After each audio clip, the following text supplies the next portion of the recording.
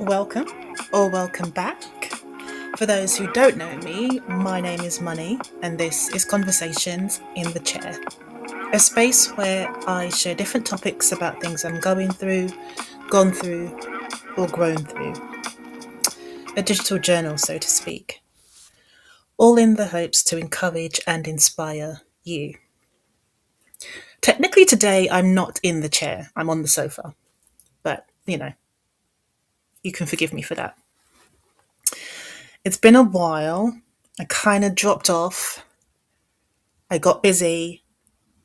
Life lifed, things happened, but I'm here to kind of give you an end of year update and report and check in to see how you guys are doing. So, I feel like I need tea or coffee or something, but we're just going to dive straight in. Let me take you back to late last year. Both of my daughters and I were experiencing a lot of crap at work, microaggressions, yeah, microaggressions in our own very different places of work and learning. So you could well imagine that conversations around our dinner table were interesting. Uh, what stood out was this: my daughters, who are Gen Z and millennial, had all the language for the experiences I had known my whole life. So terms like gaslighting, code switching, shrinking to fit, minimizing, allyship, etc., etc. They had the lexicon down, where myself coming up in the working world didn't have the terminology. I knew what I was feeling and experiencing, but I didn't have the the vocabulary to name the things. I think broadly, and I've found a lot of people say this, broadly it would have been termed as racism. It's quite a broad umbrella term, but there's nuances. And my daughters had the vocabulary and were able to name their experiences and name what was going on and give context to the experience that they were having to deal with on a daily basis.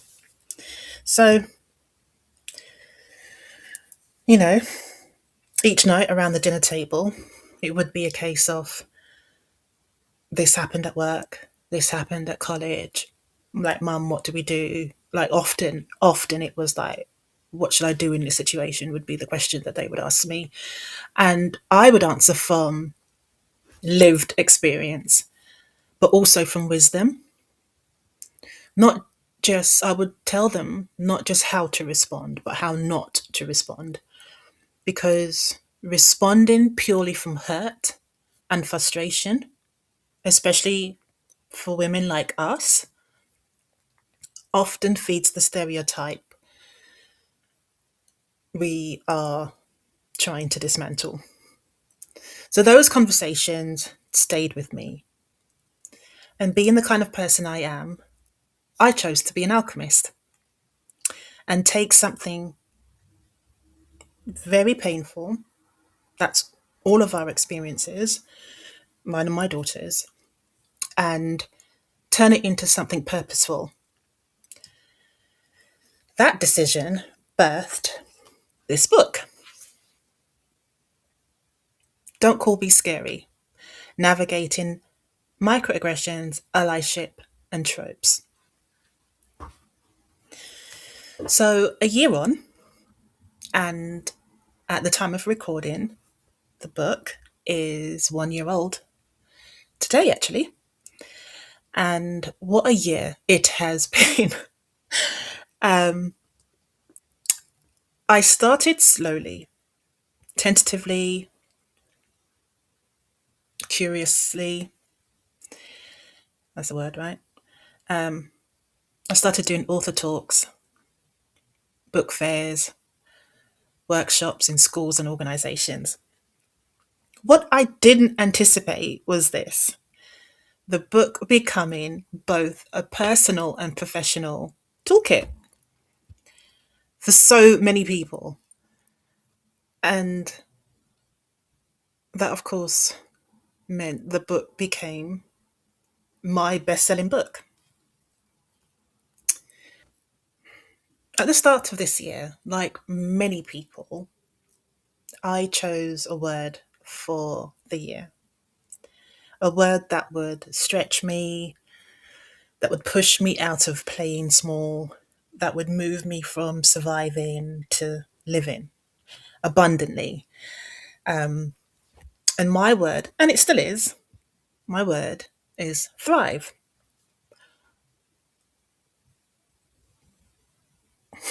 But recently something clicked. When I look back on how this year started versus how this year is ending, the real phrase for the year should be, or I should say, the real phrase for the year became shapeshift or pivot. Because the things I've done since summer, they were not on my vision board. They were not on my to do list. They weren't even on the bingo card. And then one day recently, I was watching a YouTube video, and the woman said, sometimes the path that leads to your breakthrough is the one you never planned to take. When I tell you, that landed, that landed like my name and address was like a Google pin and I was the destination.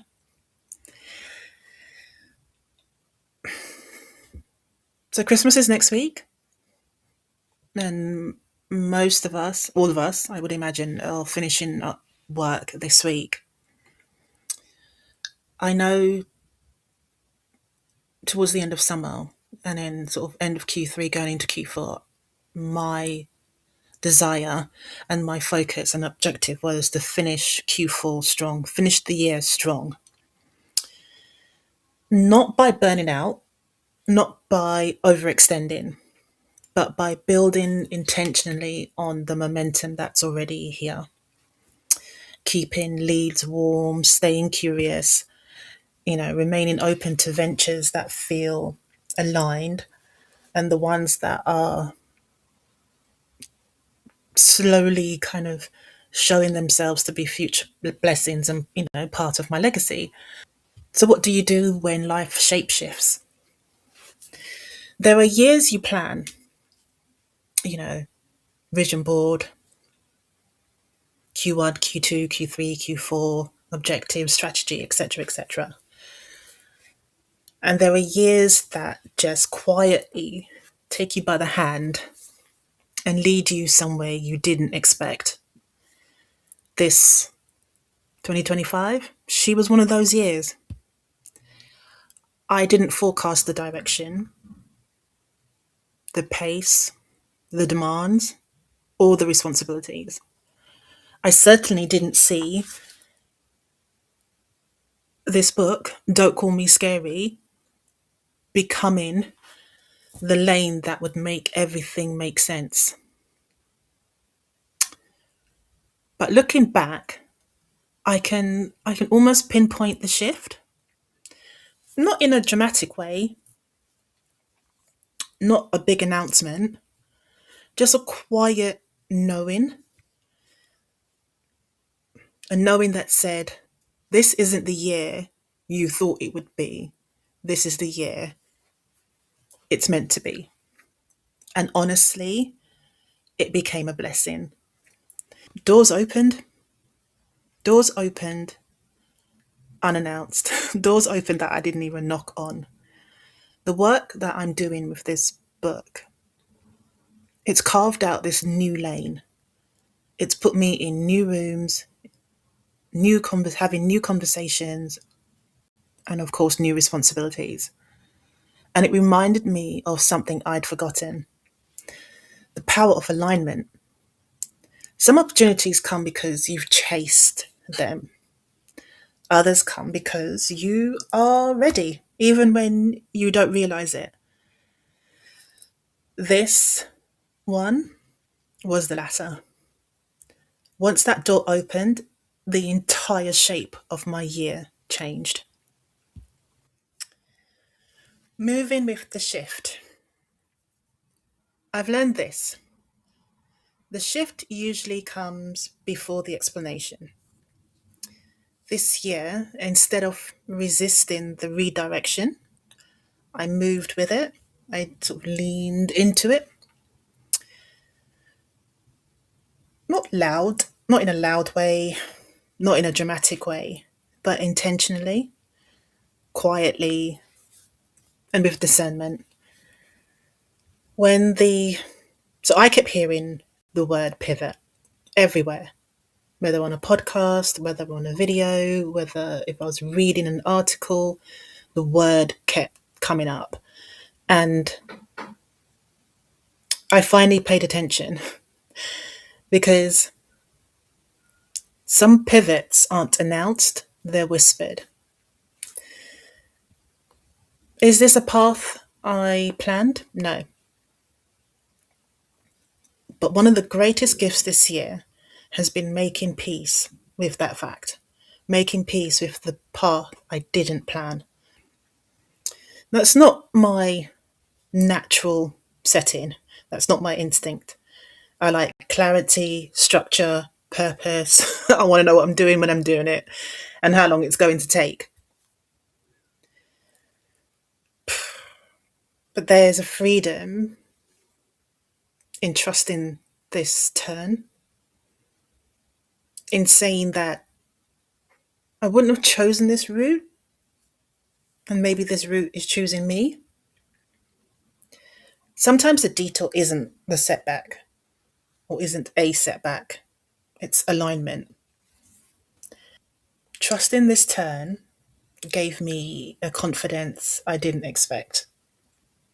Again, not loud confidence, not performative confidence, but the quiet kind, the grounded kind, the kind that lets me show up without scrambling, the kind that, you know, says,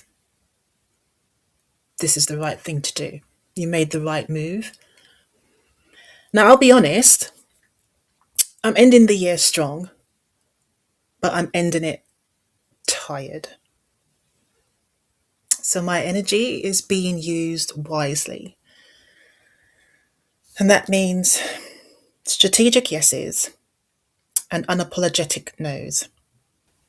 Life doesn't shape shift to confuse us. It shape shifts, which is hard to say when you say it more than once. Life shape shifts to prepare us, to stretch us, to place us in rooms we didn't even know we belonged in, to introduce us to versions of ourselves we hadn't met yet. This book is only the beginning. This book is the blueprint. If you want to see what comes next, subscribe and follow along and stay close. You can grab yourself a copy. I will leave the link below. And if you're going through some microaggressions at work and you want to stand up for yourself but do it professionally, the book is for you. If you want to be a better ally to those around you who are experiencing microaggressions in the workplace or at college or in a creative space, the book is for you. There are prompts and takeaways in the book, and it's all very digestible and it's a quick read. I recommend, of course I do, I recommend that you grab yourself a copy.